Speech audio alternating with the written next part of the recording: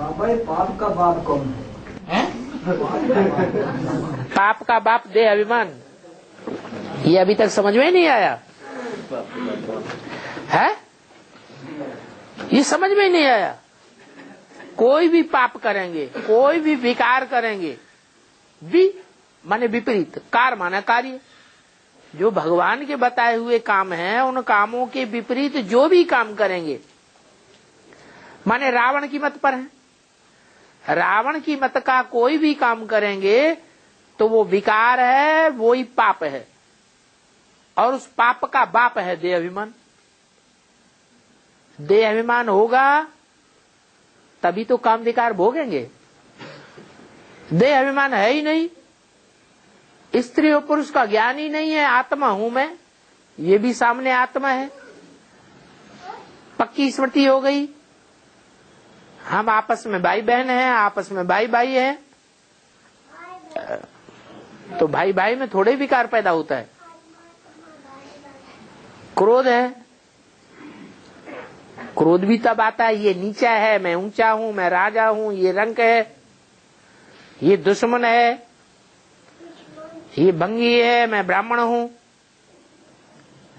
ये नीचे जाति का है, मैं ऊंचे जाति का हूं।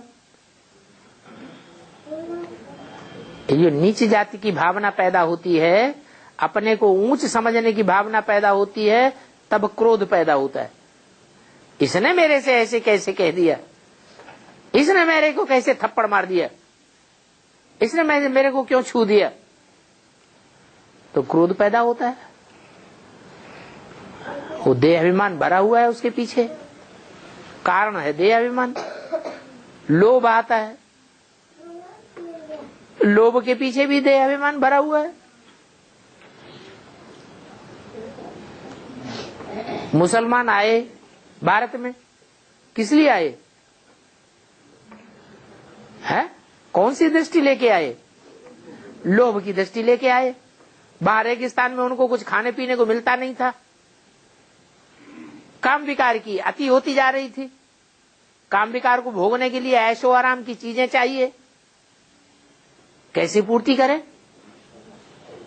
मजबूर हो गए वो भारत के ऊपर आक्रमण करने के लिए। लोभ ने सत्यानाश कर दिया। मोह, मेरा लल्ला मेरे पेट से पैदा हुआ, ये मेरे से पेट से पैदा हुआ है, इसको तूने क्यों मारा, इसको गाली क्यों दी? मेरा लल्ला तो बहुत अच्छा है। अब समझ में आया?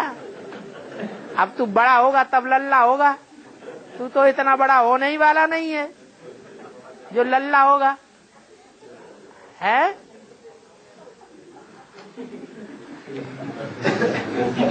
अरे इधर नहीं देखता है, और लल्ला पैदा करेगा कि नहीं? अरे तूने तो उंगली दबा ली मुंह में है। तो वो मोह का जो कारण है वो क्या हुआ? देह अभिमान, मेरी देह से पैदा हुआ लल्ला। ऐसे ये अहंकार, पांचों विकार क्या, जो भी छठा विकार भी हो, सातवां भी हो, सभी विकारों का मूल है देह अभिमान। इसलिए रावण के सर के ऊपर गदा दिखाते हैं, वो देह अभिमान को मार दो तो पापों के बाप को ही खत्म कर दिया।